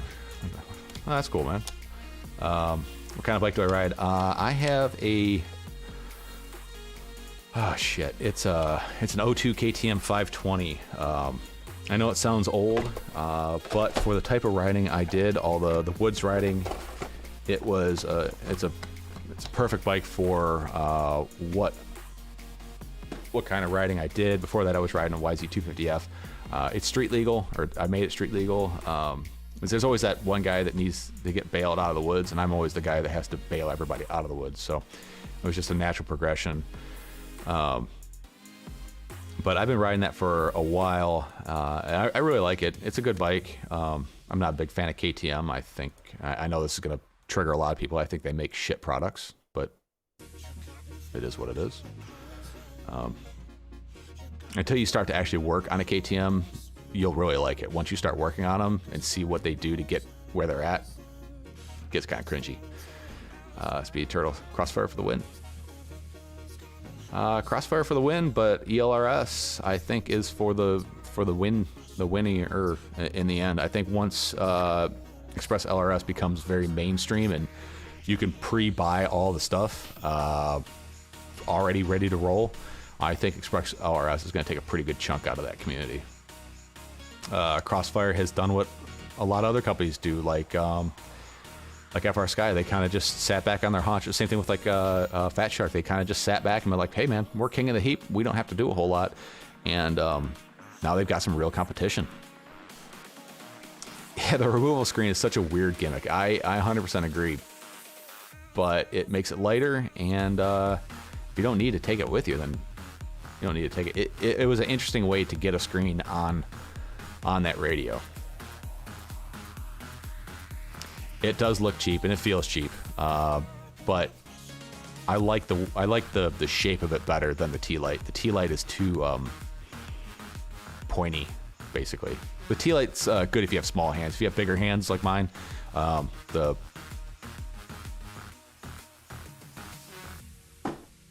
T8 Pro is probably the way to go.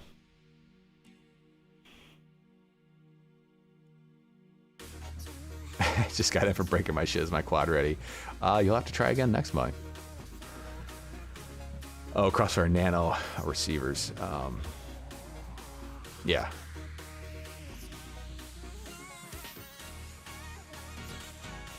Yeah, I gotta say I haven't had. Well, no, I've had plenty of fail safes on Crossfire. Using Crossfire for racing is terrible. It's not a good choice. 2.4 gigahertz for racing, especially with like these new low latency, like the Tracer, the Ghost, and the Express RS setups. That's the way to go for racing. Most of the times, if I didn't finish a heat, it was because I clipped an antenna, landed in the grass, and that attenuates the signal so badly on 900. When you screw up those antennas just a little bit, when you land on the grass, well, I couldn't get back to rearm. All right, guys, we're gonna spin this super chat wheel here in a couple minutes. Again, doing a $5 super chat for the LED lit Jeweler's Loop, the V-Fly Short Saver 2, the bag of connectors, and a couple stickers. I'll include one of these stickers as well. And for a set of house wires. That's the LED race wire set up by House FPV. $5 super chat will get you in there. We'll spin this wheel in about, let's say, 10 minutes. If you want to get on there, I have 7 people on the wheel.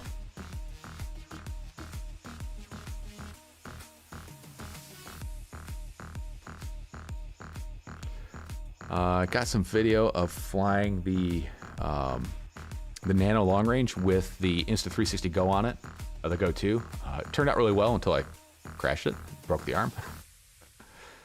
Mike Bergman, I like running Crossfire protocol with the Unify Pro 32, but I hate unlocking the Unify and going through the menu with the button. Yeah.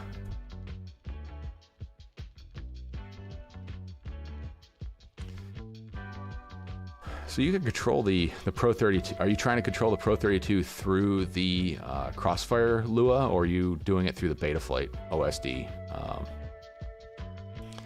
I have one quad that I set up with the Crossfire Lua, or with the VTX going through the Crossfire, and I find that more annoying to do than to just use the Betaflight on-screen OSD to do the VTX adjustment.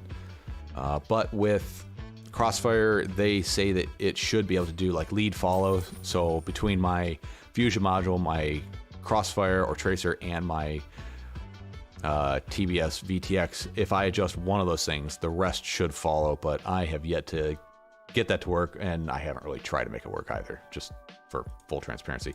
It starts on the wheel for 2. Congratulations, it starts. You are the winner today. No, we'll see. We'll see. It starts has been one of the winningest fools on my my super chat giveaways in recent history. Speed Turtle, is there any way to run 4 servos on a Crossfire Micro RX and still control a separate flight controller for smart audio? It's on a wing. Yes, absolutely. Let me grab one. Be right back.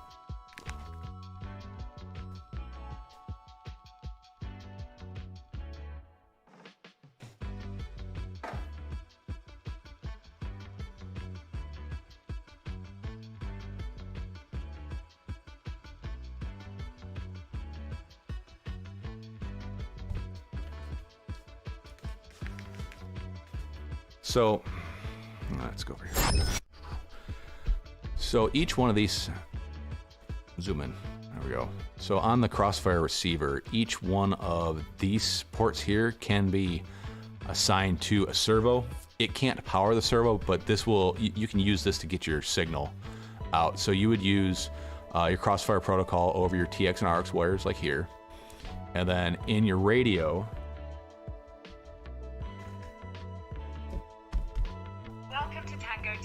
I don't know if I can show you this with the without having a quad plugged in.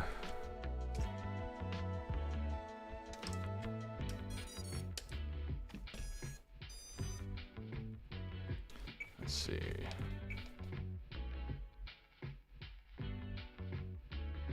Ah, crap. I just updated everything, so this isn't going to work.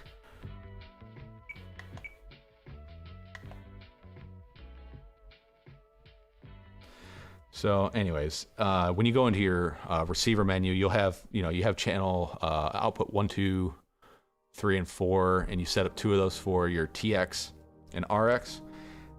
And then once you get down past there, you have more channel output options. You can assign those to the different outputs on your receiver. Sorry, I would show you, but I have to update the firmware on all my Crossfire receivers to make that happen.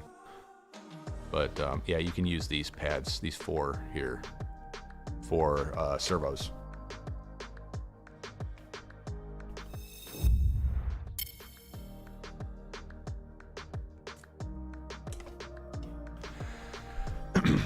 It's been a while.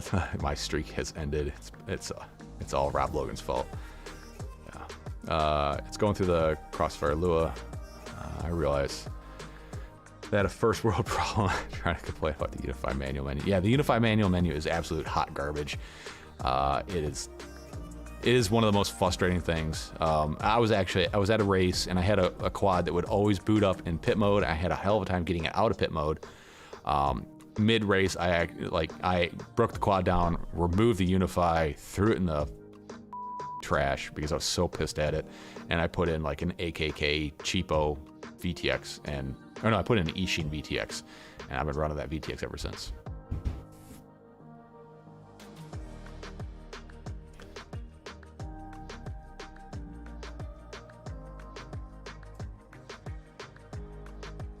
Let's see. Yeah, you absolutely can control it. There is another thing you can do. Where'd I put it? Oh, here it is. So there's a thing called a S-Bus decoder. It's one of these little guys. Looks like, come on, you.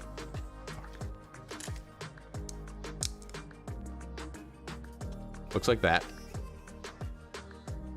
That is a S-Bus decoder, and you can use that to control a servo. I don't know if that'll work in your particular case, but it is something that's out there. It basically takes the S-Bus signal and turns into a PWM output. All right, guys, I'm gonna close down the Super Chat giveaway. If you want in, $5 for the jeweler's loop, the short saver, the pack of wires, and the set of house LEDs. We're gonna close that down here in a second and spin this thing. I'm using a micro instead of a nano.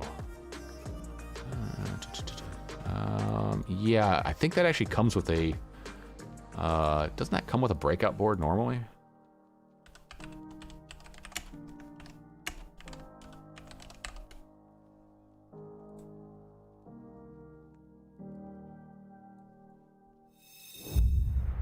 Let's see.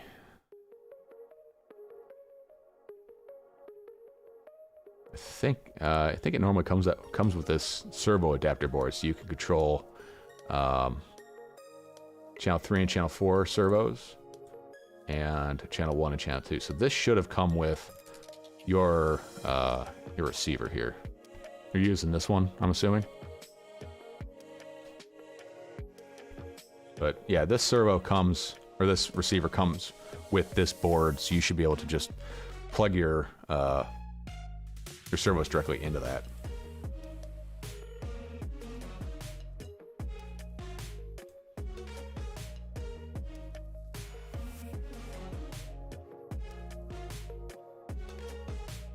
Yeah, JB's got one heck of a live stream schedule for today. I definitely want to catch that one. So, so what are some reasons I'd want servos on a quad? Let's see, if you want to drop munitions on your enemies, that's one way to do it.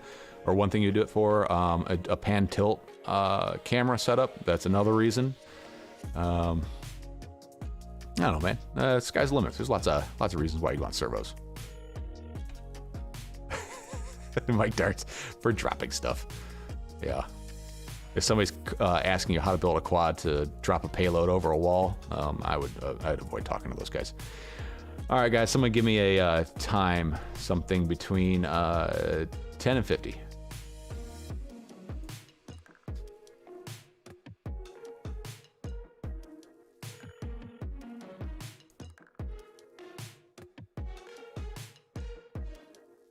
And if you guys haven't had a chance to hit that like button or subscribe, please do so, and head over to tweetfpv.com. Edward Ashley 13. All right, we'll do 13 again. 13 it is. All right, ready? All right, we're gonna close this down in 5, 4, 3, 2, 1. We'll shuffle this thing up, and good luck to everybody on the wheel.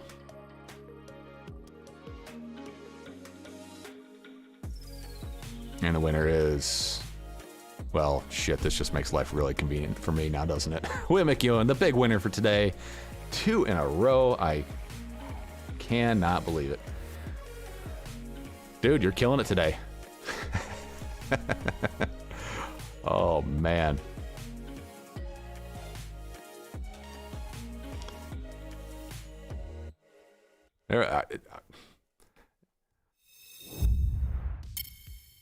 I mean, is it rigged? I don't know, man, dude. Go out and buy a lotto ticket, or one of two ways. Either go out and buy a lotto ticket or hold up in your room and sit on the bed and don't do shit for the rest of the day, because I think your luck, you may have used up all the luck you have today. That is amazing, dude. Well, that solves the shipping issue. Blizzard FPV, welcome, man. How you doing? I want to thank everybody for coming out and hanging out with me today. This is the highlight of my week, is to be able to do this stuff. I got a bunch of builds going on. Be sure to check for live streams. It'll happen kind of late in the evening, at least for me.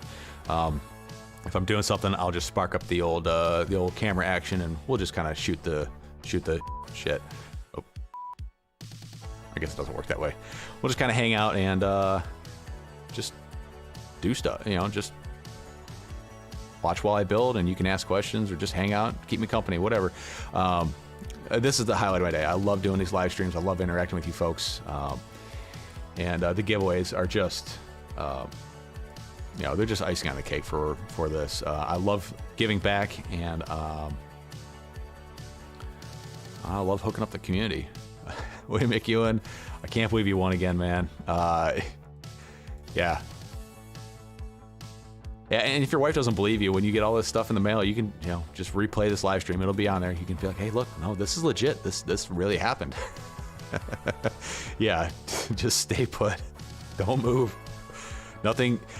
The day can't get better. It can only go downhill from this point. And for me, it's like noon. So I don't know what it is where you're at, but just chill. Edward actually got a couple of builds on the bench. We'll be watching the late night builds. All right, man. Be sure to check out Speedy Turtle FPV and Rick Zapata over on Discord for his live streams. Speedy Turtle over on Patreon. And again, hit tweetfpv.com. Mike Bergman, when you say you're streaming again, it'll be randomly in the evenings when I get time after the family's in bed and I've got nothing else going on. I'll start fixing some quads that I got sitting around, and we'll just kind of hang out. Head over to tweetfpv.com. Click those affiliate links. I finally have a legit affiliate link for Get FPV. If you're going over there to get some quad parts, why don't you hook your boy up? Help me out. Head over to Patreon, and well, William McEwen, you have zero luck generally. Well, today is certainly your lucky day. All right, man. I'll hit you up via the emailer, and we'll arrange where all this stuff's going. All right, folks. Thanks for stopping by. Thanks for checking us out, and head over to Joshua Bardwell's live stream, which should be sparking up here in just a couple minutes. Thanks for everything, and I will see you all next time. Peace.